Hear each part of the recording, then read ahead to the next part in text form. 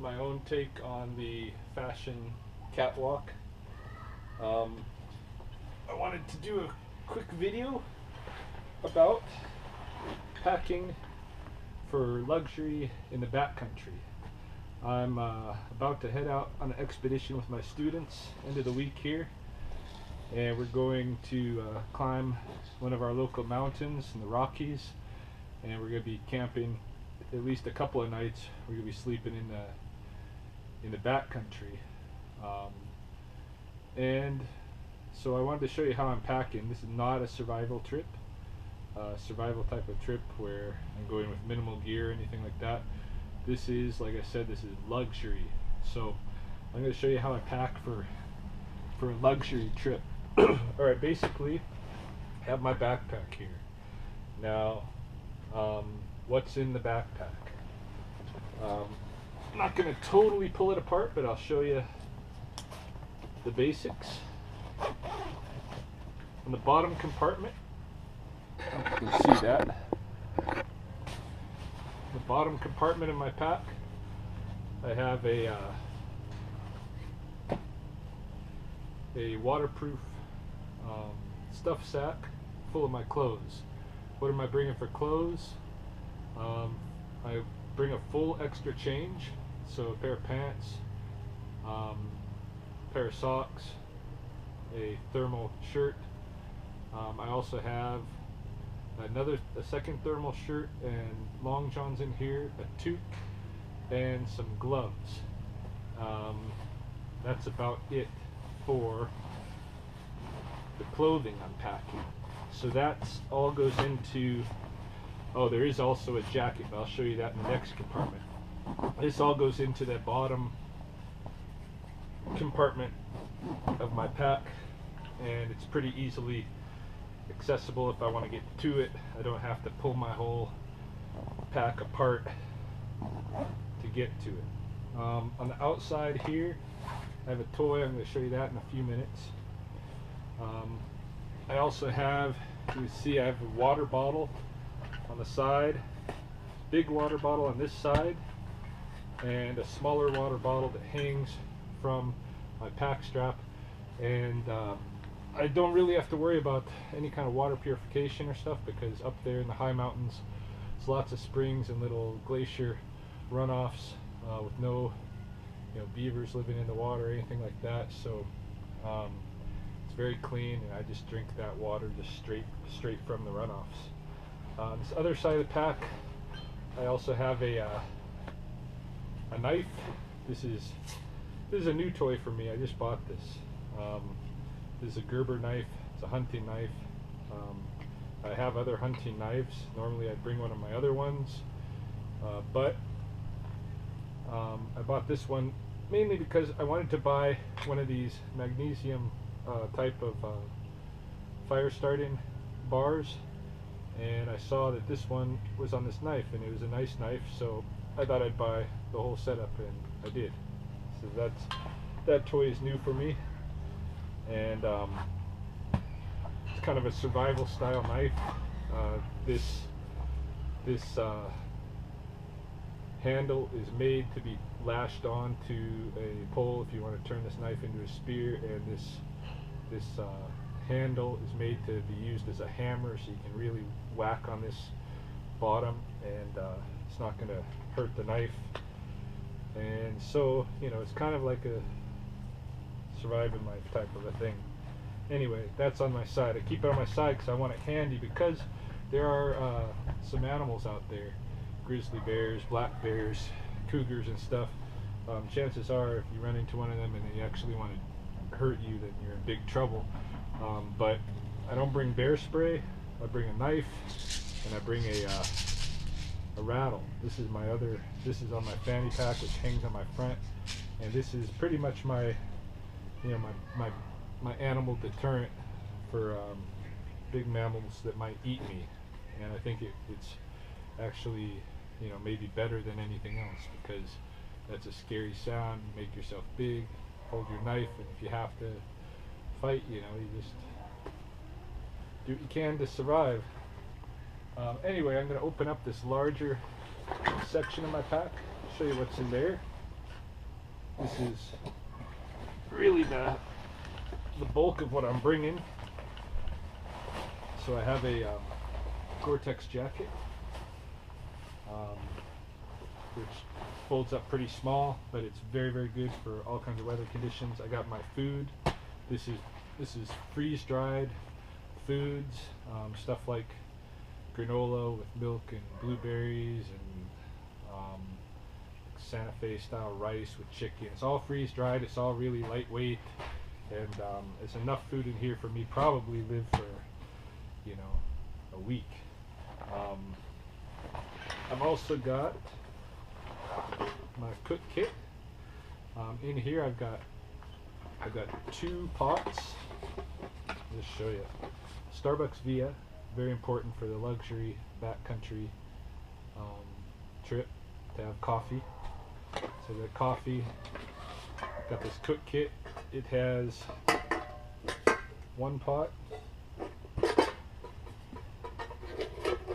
2 pots, a water kettle, and a frying pan / plate. In addition, spoon for mixing things up, and a little claw for grabbing the hot stuff out of the stove. And that's basically, you know, all you need for a cooking kit out in the sticks. So that's what I'm using. I've got some rope in here because rope can sometimes come in handy, especially if you need to lower your pack down off of something so that you can climb easier, that kind of thing. I've got a ground tarp. It folds up very small, 8 foot by 8 foot. This is good for, you know, putting a layer underneath you or on top of you or both, to protect you from the elements. I have a standard Thermarest long inflatable mattress. Just show you the side of this so you can see, get an idea. But basically this is a self-inflatable mattress. You just pull it out of this sleeve and unscrew the stopper here and give it a little bit, and it self-inflates with air, and then you turn the stopper tight and you got a good barrier against the cold earth so you can stay warm. Right? So that's part of my sleeping kit. And then I also have in here a stuff sack that contains my sleeping bag, which is a mummy style sleeping bag rated to about 40 below zero. So it keeps you very toasty, and around that sleeping bag is wrapped what is called a bivy bag. And a bivy bag is basically, it's just a shell, a weatherproof shell. So it's made of Gore-Tex, and it goes around my sleeping bag, and that eliminates the need for carrying a tent. If you got a bivy bag, you don't need to carry a tent. You're already well protected from the elements. Just lay your sleeping bag wherever you want to sleep with your bivy bag in it, and you're good to go. Now that bivy bag, this is one of the things that comes from military experience. They didn't used to have bivy bags when I was in the military. We used to have to carry around this like half a pup tent thing, and then I used to have my own little system. I'm going to show you what that is for, because I still carry around that system as well as the bivy bag, because I prefer it. But I used to have my own little sleeping system. Anyway, everything fits in here nice and snug. I used to carry a tent around with me too, you know, but starts to be where you're rucking quite a bit. Now altogether this pack and everything weighs about 35 pounds, I think. You know, some people try to get their stuff even lighter than that, but I find that this is about as light as I can go to carry all the stuff that I want to carry. Alright, now I also got this top piece. This comes off if you want it to, and you can turn it into a fanny pack. I already have another fanny pack that I use, so I never use this as a fanny pack. It's the top of the backpack. In here I've got a cup for drinking my coffee. It's filled with parachute cord. Parachute cord is always handy for building shelters with the tarp and stuff like that. I have my old sleeping method, which is what I used to use in the military, and it's just basically your $10 cheapo camping hammock. And I used to string this hammock between a couple of trees and then use the parachute cord, put a line over top of it, and drape my tarp over the parachute cord, lay in the hammock with my sleeping bag, and it's just like being in a tent. That's what I used the whole time I was in the military, my sleeping system. Take a razor with me because I get pretty hairy if I don't shave. Got an extra stuff sack because stuff sacks come in handy. I've got a little fire kit here, some fire starter, some tissue paper. This is also toilet tissue paper, and some extra batteries. Those extra batteries are important because they power my headlamp, which I'll show you when I get into my fanny pack. And the headlamp is crucial. I also carry a poncho because ponchos keep you dry when the rain is really pouring. I have a little survival bivy sack, just the same kind of thing I was talking about that goes around my sleeping bag. This one's made with that aluminum, so you could even sleep just in this little aluminum sack, and your body heat should keep you warm enough to survive. This can always come in handy for all kinds of other things as well. So I carry it. Got a couple of light sticks to light things up if I want to, and I've got a little bottle here, and this bottle has some first aid stuff in it, and it has some waterproof matches, and of course it is a water bottle itself, so it can be used as such if you need an extra water bottle. So this is all my the stuff that's in the top of my pack that may or may not see use. I mean, definitely some of it, the coffee cup and stuff, would definitely be used, and the hammock, depending on the situation out there, what the weather's like and all of that, I may use the hammock or I may not. But yeah, so this all packs in the top pretty efficiently. And oh shoot, I left my Gore-Tex jacket out, so I gotta put that back in. Anyway, zips in.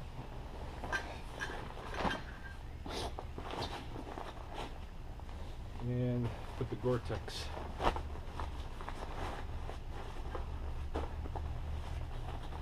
back in my soul. Alright, so that's the contents of my backpack, except for the little mystery toy that I brought out when I first set it down, and I'm going to show you that now because that's really cool. That's a new addition to my pack, another new toy, along with the knife, is this thing. And what this thing is, it's very cool. Ta-da! Solar panels. This is made by Goal Zero, and it's called the Nomad 7. And basically, solar powers, you can connect a lot of different things to it, but the main thing is this little Guide 10 Plus pack. You hook this up like so, zip it in there, and you can hang this off of your backpack when you're hiking around, and it's going to charge that little battery pack.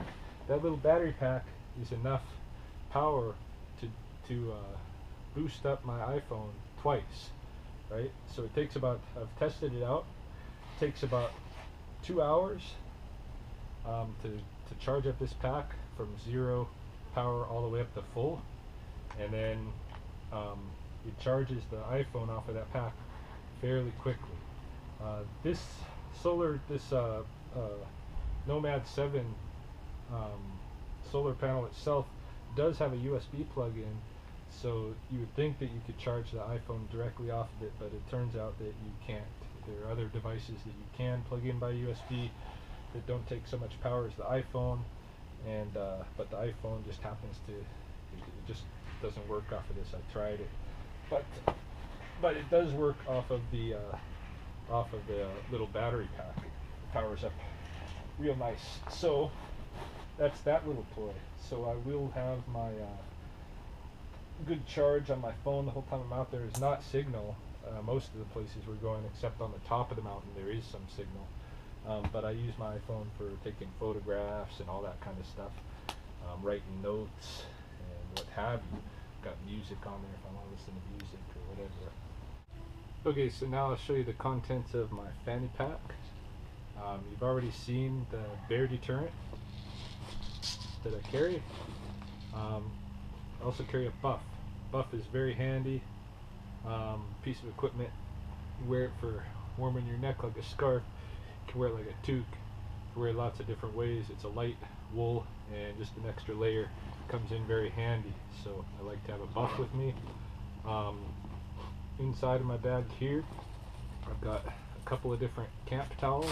These are like a ShamWow type of a towel for when you're bathing out there and you want to dry off, or if you get wet and you want to dry off, or basically you want to dry off anything. Camp towels come in very handy. I have a little glow light here that I can wrap this end around anything that I want and set it to glow, and just as a light, another light source. Moleskin is a must. If you get a blister, this is a real lifesaver. So a little package of moleskin is very, very important. I have, really crucial, this is my main light, is a headlamp, and yeah, I wouldn't go without this headlamp now. This is my hands-free light while I'm in camp at night, and this is what those extra batteries were about. Got some deep woods off in case the bugs are just really harassing me. I've got some Visine if my eyes get irritated or what have you. Some more toilet paper, but this is luxury, so the toilet paper is just backup. What I like to carry are wet wipes, right? So this is the luxury. This is just your everyday man. So highly recommend wet wipes. I also carry some like flavor crystal stuff to make some juice with the water. That if you get tired of drinking water, it's nice to be able to make some juice. There's also some more Starbucks Via in here for some more coffee. I've got a little multi-tool here. This is a small one with some pliers and knife blades and this and that, can opener.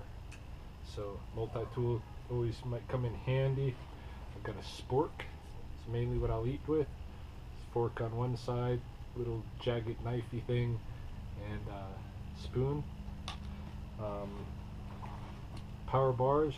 Right before I leave, I'm going to load this thing full of like power bars and beef jerky and stuff like this. The snacky type of food that I don't have to cook. I like to have that stuff with me.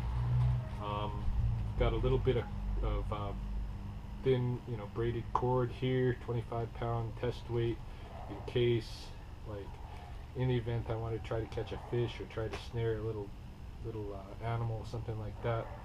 I can do it. I've got the stuff for it. Got a pair of tweezers. Tweezers come in very handy. There's also what works as a nail clipper. I've got another kind of flint and steel type of fire starter, and I'll have my video recorder that is being used right now to film this. I'll have it in here as well. So this is all the stuff that I carry in my fanny pack. It's mainly just for some snack food and stuff on the go, things I might have to use right on the spot. Don't want to open the whole big backpack to get. That's why I got the